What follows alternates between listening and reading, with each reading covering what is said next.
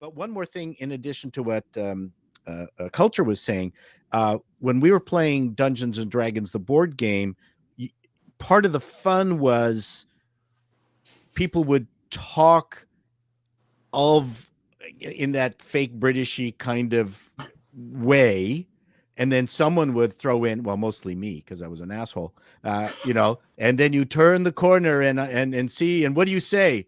Cha. And suddenly you throw an anachronism at that moment, and then it's funny, and everyone's laughing because it's an easy juxtaposition laugh. And so, I would have thought that would have been a nice, if they were going to pull that Jumanji kind of thing off, then that's one thing you could try. But I agree with Andre. It's probably better to keep it within the universe. Yeah, I'm very glad you brought that up, because that ties right in with this super chat from Callum Lyle, who says for $5 Australian, do you think there's a reason why fantasy movies with all British accents are taken seriously more than fantasy movies with American accents? Let's ask the one guy on the panel with a British accent. Okay, I'm glad to answer this. Oh, you mean James, the other guy? I honestly don't know. I mean, the thing, what we were just talking about, I find it really weird that in this day and age now, when people seem to write fantasy, they don't seem to have that fantasy language that we all used to enjoy with Conan and, He-Man and various other shows, where you felt that it was another world. As soon as a character uses a word like crap in a fantasy story, it's like, no, now you've pulled me out, because I know that's a word that I would hear, in polite speaking England. But it's really weird to me. And I think the reason, there's that flowery way, I guess, the British accent has, or I don't know, I don't want to kind of make us, put our country on a pedestal or anything.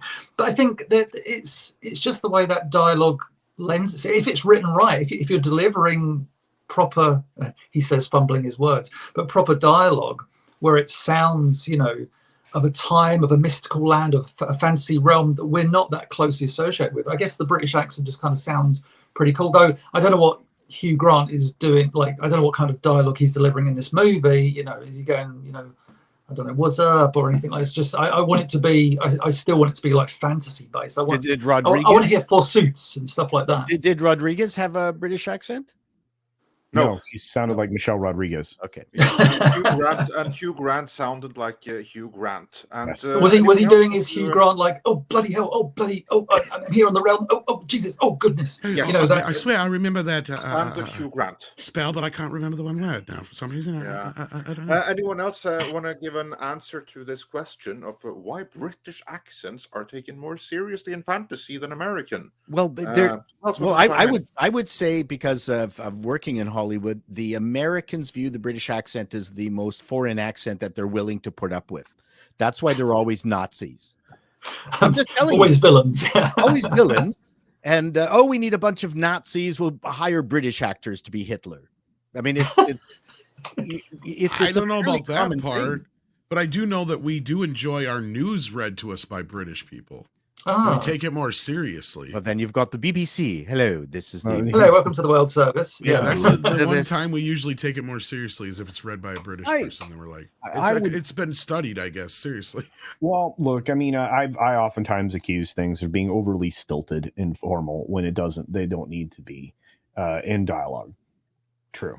However, if you're going to try to, present something as believable in a particular time period, it sounds more believable from a proper English accent, because that would have been the time period associated with it. I mean, I would imagine when most of the colonists settled in the U.S., and mind you, D&D is a game largely based on Eastern European stuff and lore and so on and so forth, much like Lord of the Rings and everything else.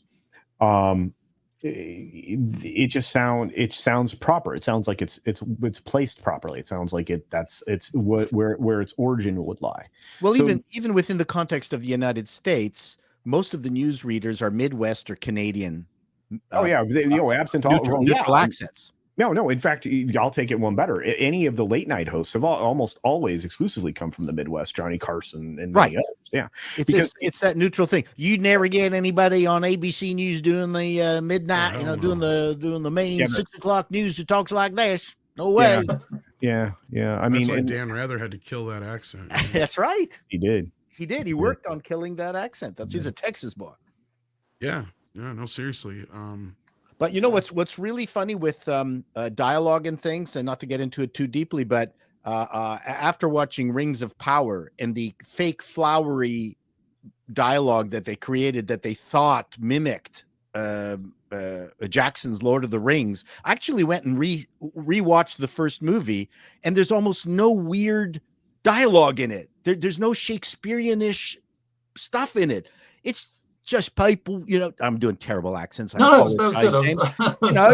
Guys, you're just talking like this, but they're just talking about the stuff that's interesting to them, and there's actually no fake Shakespearean in it, which Rings of Power was no completely tempest in anyone. There What? was no tempest. So there was no tempest in anyone. No, there was no tempest in my vaginal area. No, there was nothing.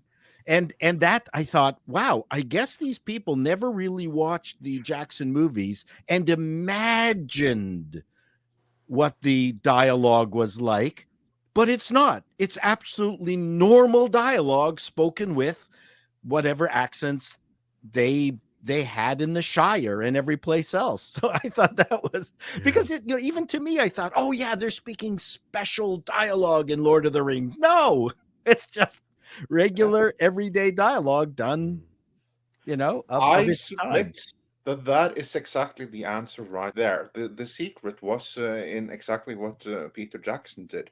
Because if you go and rewatch it, I was about to say just this: the reason that British or Irish, for that matter, or accents associated with the area around Great Britain and Ireland and whatever you want to call it, the British Isles, basically, is because of, I think, associations that you would associate, like in a medieval setting, people would talk something like that. So when you then have, like, for instance, people who speak like more Northern English, almost Irish in the Shire, all they have to do is basically speak kind of like a generic Northern English / Irish / a little bit Scottish sounding thing, something that sounds like very down to earth working class, and avoid any kind of modern anachronisms, and you're home clear. That's it. Whereas for exactly the villains, they come from a slightly higher social circle, so then you would also have that reflected in the speech. Like, you don't want to be up there with like King Charles or something like that. You don't want like that thing, but you want like the next higher up level, the kind of thing that we today associate with Shakespearean. Not full on Shakespearean, because that's would be distracting, but just so you don't really think about it, just something you accept. That's why British works. Whereas the moment you hear an American accent, for Americans, that's something that they hear at home. You're taken out of the setting.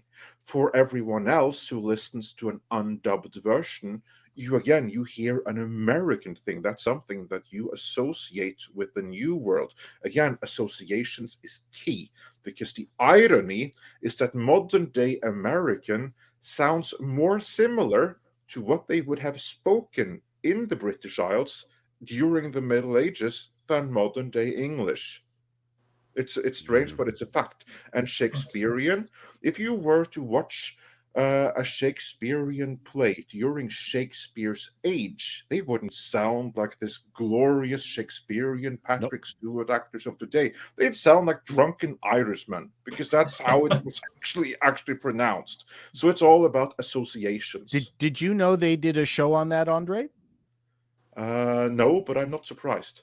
So a linguist, wanted to know if there was anyone around who spoke Shakespearean English of its time correctly. So he went around the UK and pulled out some Shakespearean play and had people read it in their dialect. And he found that the the clipped vowels that they do on the stage in the UK was not the correct one. They were long vowels, but he couldn't quite find the right vowel length because Shakespeare is written in iambic pentameter and it actually has a beat, and he was waiting to find the accent that matched the rhythm of the writing, and he found the exact accent on some island off the coast of New England. Yeah, that's exactly what I mean. He pulled out the play, got someone to read it, and bang, the moment you heard it, it was the right beat and rhythm. And it's a great show. I can't remember the name of it, but it was on PBS. Again, you had the same thing with Spain. Like the Spanish spoken in the Canary Islands and in certain places in South America is closer to the Spanish that was spoken in Spain in the Middle Ages than the modern day Spanish. But anyway, moving on. We're sorry. $5. I like Speaking of accents, Rodriguez. But her only great role was Girl Fight. Most of her roles seem to echo Jeanette Goldstein's Vasquez in Aliens, like Tom said. Well, that goes to her strengths. Hey, if you can make money on it, why not? If you're a smart actor and you don't have much range, then you just use what you got. Yeah.